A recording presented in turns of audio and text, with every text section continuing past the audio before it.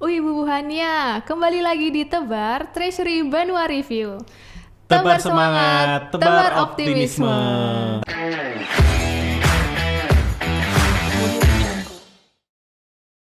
Bersama saya Nikmah, episode Tebar kali ini akan membahas tentang GFS atau Government Finance Statistics. Untuk membahas episode Tebar kali ini, kita sudah kedatangan narasumber yang luar biasa, yaitu Kepala Seksi Analisa Statistik dan Penyusunan Laporan Keuangan Kanwil DJPB Provinsi Kalimantan Selatan, yaitu Bapak Cahyo Sumirat. Selamat datang Pak Cahyo. Terima kasih Mbak Nikmah, selamat sore ya. Ya, selamat sore Pak. Apa kabarnya Pak?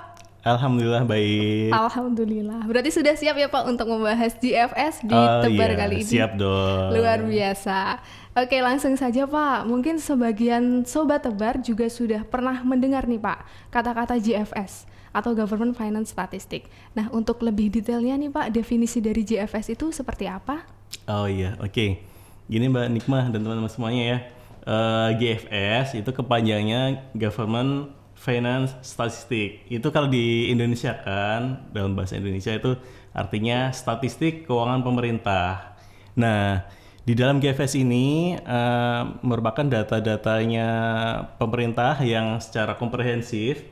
Nah, ini disusun berdasarkan standar yang berlaku internasional. Itu seperti SNA atau sistem neraca nasional, atau kalau bahasa Inggrisnya adalah System of National Account. Juga ada BOP manual atau sistem manual untuk neraca perdagangan. Dan yang terakhir adalah manual statistik untuk keuangan pemerintah. Nah, ini berlaku internasional Mbak. Jadi laporan GFS itu terstandardisasi sama seluruh dunia gitu. Wah, luar biasa. Oke, nah mungkin juga Nikmah dan Sobat Tebar pernah juga mendengar laporan keuangan, mungkin bahkan lebih familiar nih Pak, laporan keuangan yang sebagai pertanggungjawaban yang seperti biasa. Nah, perbedaan antara laporan keuangan dan GFS sendiri itu seperti apa ya Pak? Oke, Mbak Nikmah dan teman-teman, jadi ada nih perbedaan antara laporan keuangan dan laporan GFS ya. Yang pertama, laporan keuangan itu disusun sebagai bentuk pertanggungjawaban pemerintah kepada masyarakat. Nah, ini ada LKPP atau kita kenal sebagai laporan keuangan pemerintah pusat. Juga ada LKPD atau laporan keuangan pemerintah daerah. Nah, sedangkan untuk yang GFS sendiri ini merupakan laporan manajerial yang dikhususkan untuk pengambilan keputusan kebijakan fiskal, Mbak. Ini perbedaannya yang pertama ya. Kemudian dari sisi cakupannya ini kalau laporan keuangan pemerintah itu biasanya dibuat berdasarkan entitas-entitas pelapornya. Pelaporannya itu di masing-masing kementerian lembaga ya. Itu kalau kita kumpulkan jadi satu, kemudian digabungkan dengan LKBUN, maka akan menjadi laporan LKPP. Nah, sedangkan entitas di pemerintah daerah ini masing-masing menyusun LKPD atau laporan keuangan pemerintah daerah dari pemerintah kabupaten, pemerintah provinsi ataupun pemerintah kota. Nah, ini untuk yang cakupannya. Kemudian kalau yang di GFS cakupannya itu lebih luas atau lebih komprehensif. Jadi prinsip dari laporan GFS adalah konsolidasian atau penggabungan. Jadi pemerintah pusat dan pemerintah daerah kita gabungkan, kita konsolidasikan menjadi pemerintah umum nih Mbak. Kemudian pemerintah umum kita gabungkan juga dengan korporat publik, nanti akan menjadi GFS tingkat sektor publik. Nah, ini yang GFS yang paling lengkap, komprehensif dan mencakup seluruh Indonesia. Mungkin itu dari sisi cakupannya. Oke. Kemudian ada lagi berdasarkan jenis laporannya, Mbak. Nah, laporan keuangan ini sering kali kita mengenal laporan realisasi anggaran atau LRA. Kemudian ada laporan perubahan ekuitas atau LPE.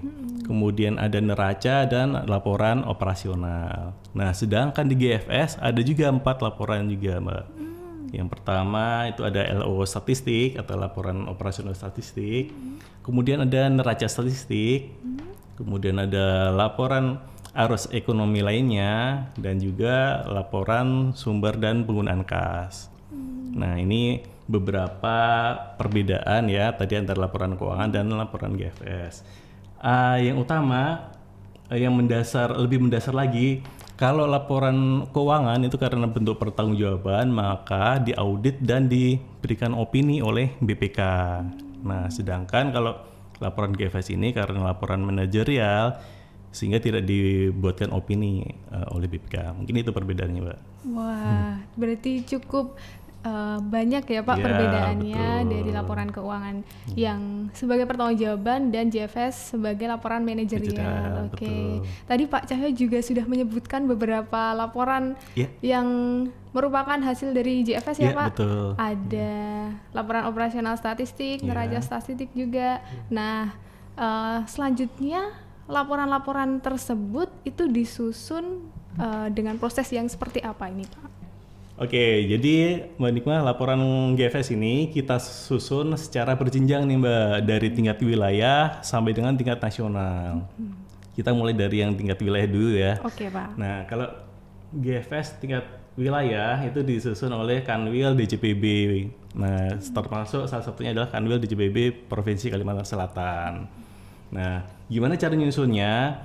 Jadi yang pertama dari laporan keuangan pemerintah daerah atau LKPD, yang di sini di Kalimantan Selatan ada 14 ya laporan keuangan LKPD dari provinsi, kemudian kabupaten kota. Nah, setelah digabungkan maka akan menjadi laporan keuangan pemerintah daerah konsolidasian atau LKPDK. Setelah kita mendapatkan LKPDK tadi, kita gabungkan lagi nih dari pemerintah pusat. Tadi kan pemerintah daerah ya. Iya. Nah, kita gabungkan dengan pemerintah pusat atau LKPP tingkat regionalnya. Nah, hasil penggabungan ini nanti kita akan olah menggunakan sistem informasi yang dimiliki oleh Kementerian Keuangan yang dikembangkan oleh Ditjen Perbendaharaan, Mbak. Namanya aplikasi Sikri.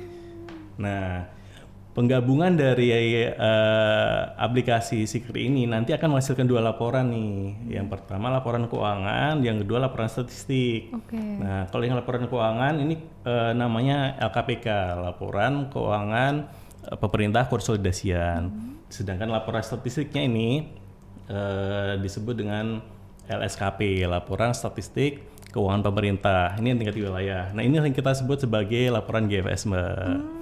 Ya, oke. Jadi di tingkat regional itu sudah selesai ya, kita susun dari Kanwil DJPB. Oke, jadi dari laporan GFS tingkat Kanwil tadi di Dit APK kantor pusat akan digabungkan menjadi satu, menjadi GFS tingkat pemerintah umum, Mbak. Nah, selain itu ada juga proses konsolidasi dengan korporat publik, ini seperti BUMN, BUMD.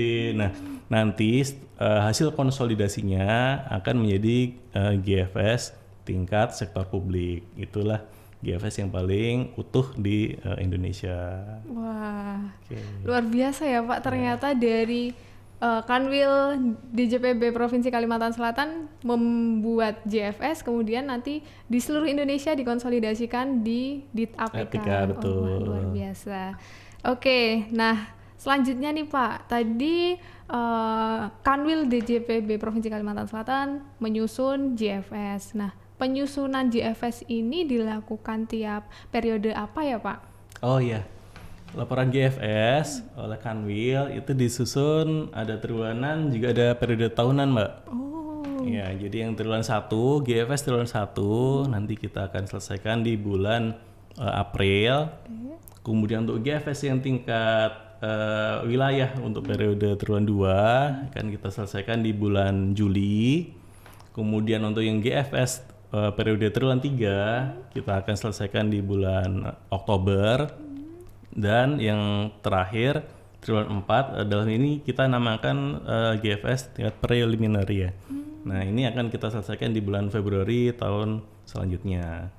Sedangkan periode tahunan ini ada 2 nih, Mbak. ada yang periode unaudited dan periode audited. Oke. Nah, kalau yang untuk periode unaudited ini akan kita selesaikan di bulan April untuk tahun selanjutnya, sedangkan yang periode audited itu akan kita selesaikan di bulan Agustus periode tahun selanjutnya. Seperti itu, Mbak. Wah.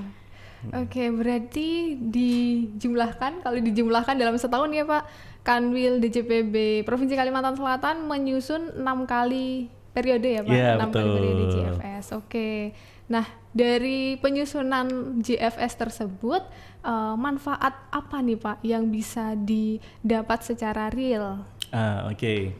Jadi untuk yang GFS ada banyak Mbak manfaatnya ya. Jadi yang pertama di tingkat regional dulu nih, di regional.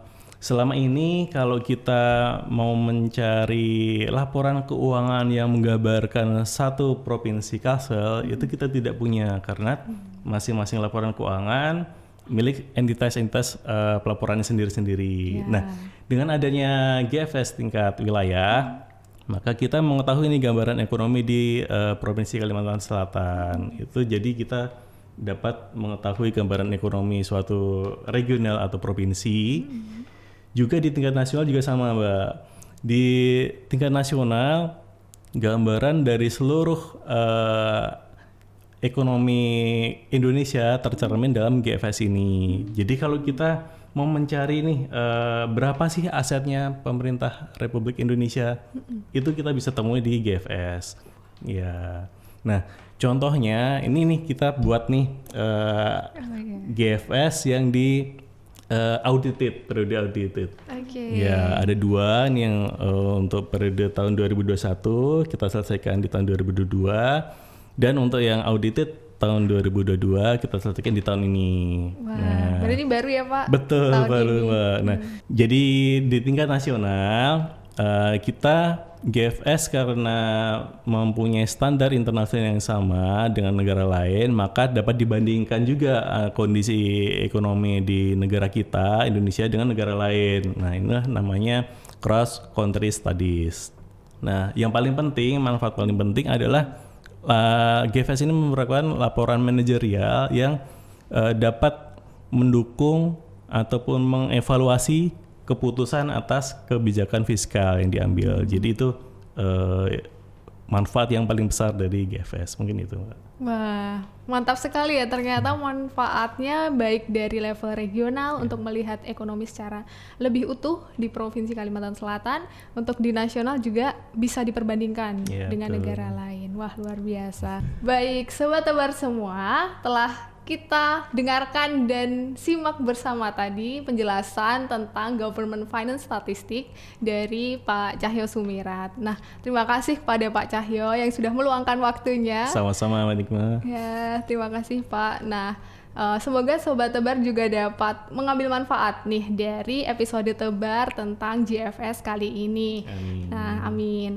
Baik Sobat Tebar, terima kasih telah menyaksikan episode Tebar kali ini. Terima kasih kepada Pak Cahyo Sumirat yang telah meluangkan waktunya nih menjelaskan GFS. Oke, Mbak, sama-sama, Mbak. Ya, nah semoga Sobat Tebar juga dapat mengambil manfaat dari episode kali ini. Saya Nikmah dan kru yang bertugas mohon undur diri. Semoga dapat bertemu lagi di episode selanjutnya. Dadah!